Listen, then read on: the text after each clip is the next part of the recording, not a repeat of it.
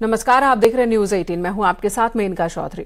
केंद्रीय वित्त मंत्री निर्मला सीतारमण अगले 3 दिन उत्तराखंड के दौरे पर होंगी। कल निर्मला सीतारमण देहरादून पहुंचेंगी, कल देहरादून में ही रहेंगी और इसके बाद 28 अक्टूबर को देहरादून से सीतारमण केदारनाथ रवाना हो जाएंगी। यहां दर्शन पूजन के बाद बद्रीनाथ धाम में दर्शन का कार्यक्रम है। 28 अक्टूबर को बद्रीनाथ धाम में ही वित्त मंत्री निर्मला सीतारमण परिवार समेत रात्रि विश्राम करेंगी। 29 अक्टूबर को सुबह बद्री विशाल के दर्शन के बाद माणा गांव जाने का भी कार्यक्रम है। 29 अक्टूबर को देहरादून और फिर दिल्ली के लिए रवाना हो जाएंगी।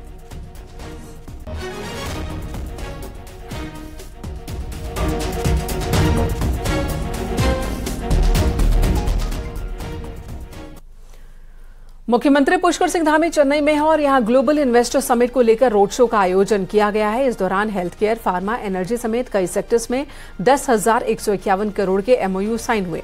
सीएम धामी ने निवेशकों को देहरादून समिट में आने का न्योता दिया। मुख्यमंत्री ने कहा, तमिलनाडु और उत्तराखंड के बीच एक बहुत ही मजबूत संबंध है जिसे आगे भी बढ़ाया जाएगा। इस दौरान सतपाल महाराज, सौरभ बगुणा मौजूद थे। आज जो एमओयू साइन हुए हैं उनमें पिथौरागढ़ में हॉट स्प्रिंग रिजॉर्ट के लिए 100 करोड़ का एमओयू शामिल है। स्टार्टअप इनक्यूबेटर्स सेक्टर में जुलाई वेंचर्स के साथ 1000 करोड़ का एमओयू हुआ। हेलीपॉड्स एंड रिन्यूएबल एनर्जी के क्षेत्र में रिफेक्स ग्रुप के साथ 500 करोड़ का करार हुआ है। स्किल यूनिवर्सिटी अरुमा पार्क सेक्टर में 250 करोड़ का करार हुआ तो यूनिवर्सिटी के लिए एसआरएम ग्रुप के साथ भी 600 करोड़ का करार हुआ है। शणांक ग्रुप उत्तराखंड में 300 बेड का कैंसर हॉस्पिटल खोलेगा।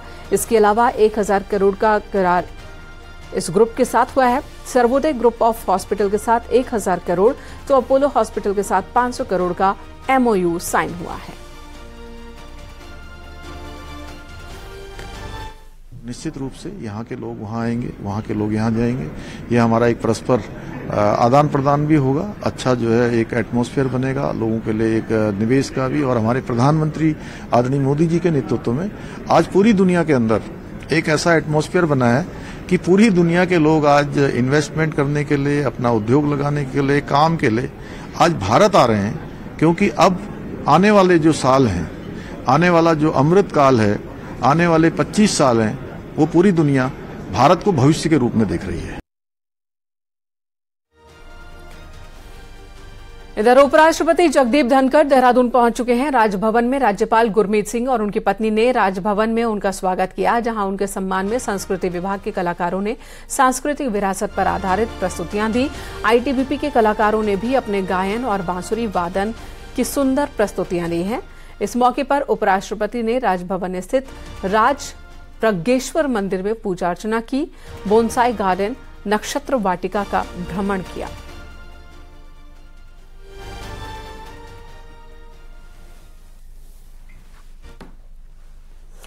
राज्य में खाद्यान्न उद्यान विभाग घोटाले पर हाईकोर्ट ने बड़ा आदेश दे दिया है। गुरुवार को पूरे मामले की सीबीआई जांच के आदेश दिए गए। चीफ जस्टिस विपिन सांघी और जस्टिस राकेश थपलियाल की कोर्ट ने यह आदेश दिया। राज्य में करोड़ों का घोटाला हुआ है। नैनीताल, देहरादून और उत्तरकाशी में कई अधिकारियों की गर्दन नप सकती है इस मामले में। इसी के साथ उत्तरकाशी की अनिका ट्रेडर्स और कश्मीर की बरकत एग्रो फर्म की गड़बड़ियां भी सामने आई हैं, जिनकी जांच होगी। पौध खरीद के नाम पर बड़ा घोटाला हुआ, जिसकी जनहित याचिका में सीबीआई जांच की मांग की गई थी। हालांकि सरकार ने कोर्ट के सामने एसआईटी जांच की बात कही, लेकिन हाईकोर्ट ने सरकार की मांग खारिज करते हुए सीबीआई जांच के आदेश दिए हैं। इससे पहले कॉर्बेट टाइगर सफारी घोटाले में भी हाईकोर्ट ने सीबीआई जांच के आदेश दिए। ये लगातार दूसरा केस है जिसमें हाईकोर्ट के दखल के बाद सीबीआई जांच शुरू होगी।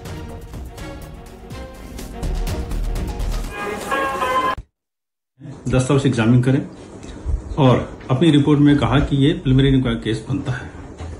जिसके पश्चात आज उस याचिका का निस्तारण हो गया और निस्तारण के बाद सीबीआई से कहा गया है कि 3 महीने के अंदर प्रिलिमिनरी इंक्वायरी का निस्तारण करे। तो उद्यान विभाग में हुए घोटाले की सीबीआई जांच होगी, इसे कांग्रेस और बीजेपी ने सही कदम बताया। पुरोला में सेब के पौधों की शिकायत करने वाले विधायक दुर्गेश्वर लाल ने कहा कि पहले मुख्यमंत्री ने डायरेक्टर को सस्पेंड किया और अब सीबीआई जांच के बाद जेल जाना भी उसका तय है। वहीं कांग्रेस नेता और विधायक प्रीतम सिंह ने हाईकोर्ट के फैसले को सही बताया है।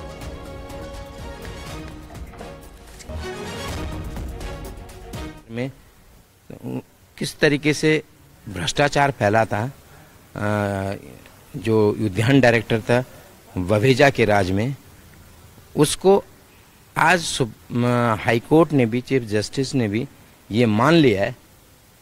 एक किसी काम करने के लिए आपका पहला कदम हमारे प्रदेश के मुख्यमंत्री जी ने उठाया, उनको सबसे पहले निलंबित किया और निलंबन के बाद उस पर जांच बिठाई। मैं न्यायालय के इस आदेश का स्वागत करता हूं और निश्चित रूप से गहनता से इसकी जांच होनी चाहिए और जो उद्यानपति हैं उनको आगे बढ़ाने की बात होनी चाहिए थी, लेकिन उसमें भी घोटाले पर घोटाले सरकार करती जा रही है। तो मैं समझता हूं कि ये उचित निर्णय है और अगर सीबीआई जांच हो रही है और सीबीआई सही तरीके से जांच करेगी तो इसमें सफेद पोश भी आएंगे। तारीख पर तारीख मिलने के बाद अब पिथौरागढ़ से हवाई सेवा को लेकर हर तरफ सन्नाटा पसरा है। मई, जून, जुलाई, अगस्त के बाद सितंबर से हवाई सेवा शुरू होने के दावे थे। अक्टूबर भी जाने को है, लेकिन हवाई सेवा के नाम पर पिथौरागढ़ वाले फिर से ठगे हुए महसूस कर रहे हैं।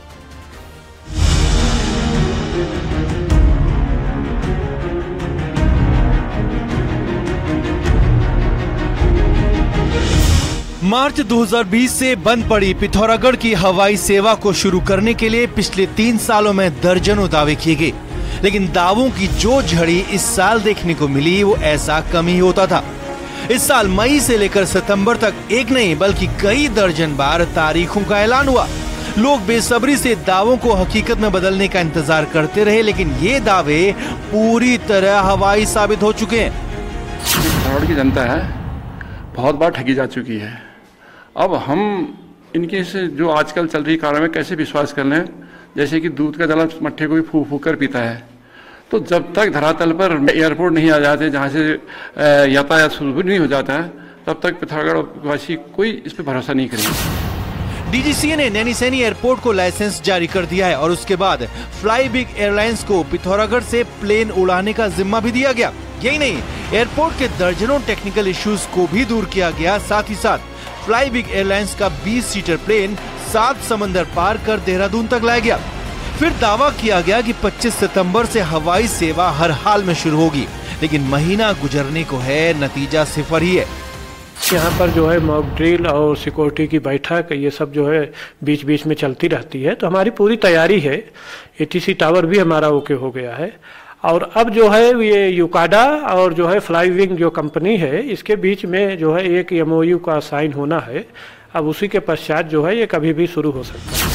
25 सितंबर की तारीख गुजरने पर बीजेपी ने प्रधानमंत्री के दौरे के बाद हवाई सेवा शुरू करने का ऐलान किया था, लेकिन पीएम के दौरे के हफ्तों बाद भी हवाई सेवा का कोई अता पता नहीं है। हवाई सेवा के नाम पर जितना धोखा पिथौरागढ़ के साथ हो चुका है, उससे लाखों लोगों का सिर्फ भरोसा ही टूटा है। पिथौरागढ़ से न्यूज़ 18 के लिए विजय वर्धन उप्रेती की रिपोर्ट।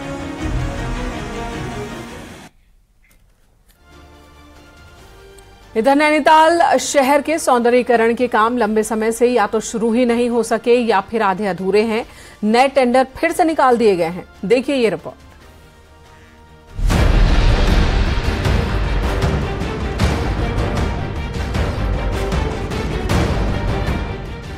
नैनीताल शहर के सौंदर्यीकरण का काम सुस्त गति से चल रहा है। 2 साल बीत जाने के बाद भी शहर के काम पूरे नहीं हो सके हैं। यहाँ तक कि तल्लीताल और मल्लीताल बड़ा बाजार का काम अभी तक शुरू भी नहीं हुआ है। वहीं जयलाल शाह बाजार में तो टाइल्स को सिर्फ उलटकर काम किया गया है। ठेकेदार की मनमानी इस कदर चल रही है कि पत्थरों के बजाय अब ईंटों से ही काम कर रहे हैं। तो मल्लीताल रामलीला मैदान में तल्लीताल बस स्टेशन पर पुरानी ब्लॉक से ही निर्माण कर दिया गया है। वर्तमान में जो इस समय हमारे पास बड़े बाजार में ये जो सौंदर्यीकरण का कार्यक्रम चल रहा है, ये बहुत धीमी गति से है और ये अभी तक 1/4 कार्यक्रम हुआ है। हम चाहते हैं कि इसको जल्द से जल्द पूरा किया जाए। कोरोना के बाद शहर के सौंदर्यीकरण का काम शुरू किया गया था, जिसमें तल्लीताल और मल्लीताल बाजार को पहाड़ी शैली में बनाने के लिए करोड़ों का ठेका आवंटित किया गया, जिसमें बोर्ड भी दुकानों पर लगाए जाने थे। लेकिन अब तक सिर्फ खड़ी बाजार का काम ही हो सका है। तो ठंडी सड़क और तल्लीताल पोस्ट ऑफिस और मल्लीताल पंत पार्क समेत अन्य कई जगहों पर अभी तक काम भी शुरू नहीं हुए हैं। अब उसमें शीघ्र ही जो तल्लीताल बाजार के अवशेष कार्य हैं उनको पूर्ण करा जाएगा। अन्य कार्यों में तल्लीताल चौराहा और उसका जो रोड का सुधारीकरण है उसका भी टेंडर प्रक्रिया विभाग के द्वारा पूर्ण कर लिया गया है। ठंडी सड़क का जो सौंदर्यीकरण वर्क है उसमें भी डीपीआर लगभग तैयार हो गई है। नैनीताल में सौंदर्यीकरण के काम अन्य मदों से कराए जाने पर पहले ही सवाल उठ चुके हैं, लेकिन ठेकेदार की मनमानी शहर में चल रहे इन कामों पर भारी पड़ रही है। न्यूज़ 18 के लिए नैनीताल से वीरेंद्र बिष्ट की रिपोर्ट।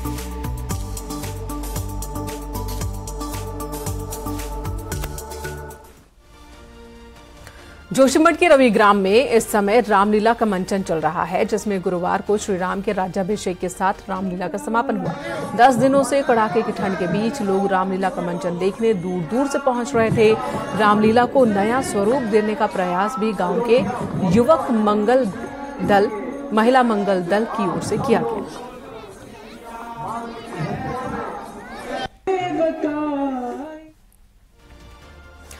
आपने कई बार कद्दू यानी कि पंपकिन की सब्जी तो खाई ही होगी। देश भर में लोग बड़े चाव से इसे खाते हैं और इसी की वजह से आज यानी कि 26 अक्टूबर को कद्दू दिवस यानी कि पंपकिन डे के रूप में मनाया जाता है। इसी पर देखिए ये रिपोर्ट।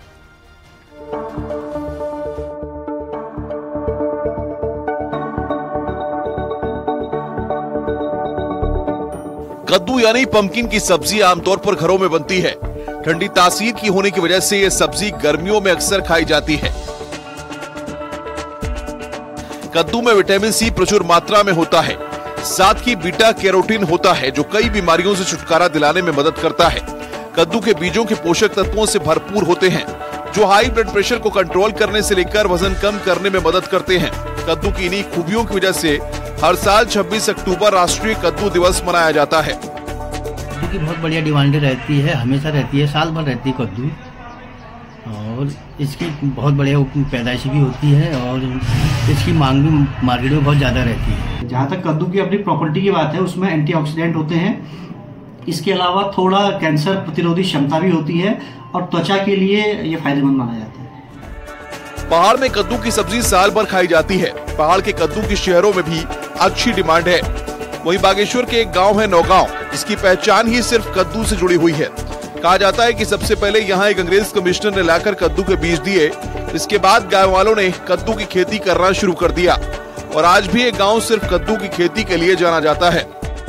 नौगांव नाम से एक गांव है, नौगांव, यानी कि उसकी जो कहानी है कद्दू से शुरू होती है। तत्कालीन जो ब्रिटिश कमिश्नर थे रेंजर अल्मोड़ा में, उनका जब भ्रमण बागेश्वर में हुआ तो कोई किसान उनसे नौगांव का मिला तो उन्होंने सिर्फ उनसे दरख्वास्त की कि मुझे एक कद्दू के बीज लगाने के लिए जगह दी। पहाड़ में धीरे धीरे खेती करने का तरीका बदल रहा है। कम समय में तैयार होने वाली फसलों की ज्यादा अहमियत होती है और कद्दू भी ऐसी ही सब्जी है जो कम समय में तैयार हो जाती है। साथ ही पोषक तत्वों को खजाना भी अपने में समेटे हुए है। न्यूज़ 18 के लिए बागेश्वर से सुष्मिता थापा की रिपोर्ट।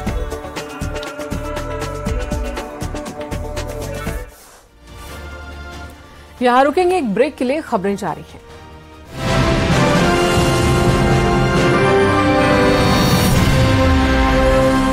गुरुवार को कांग्रेस के कई नेता पूर्व सीएम हरीश रावत का हाल जानने के लिए जॉली ग्रांट हॉस्पिटल पहुंचे, जिनमें कांग्रेस नेता प्रीतम सिंह, प्रदेश अध्यक्ष करण मारा और दूसरे कार्यकर्ता शामिल थे।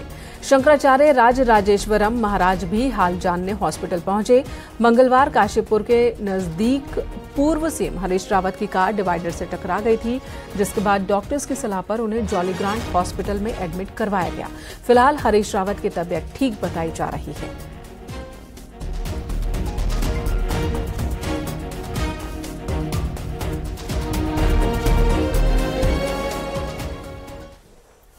यहां रुकेंगे एक और ब्रेक के लिए। न्यूज़ 18 पर खबरों का सिलसिला जारी है।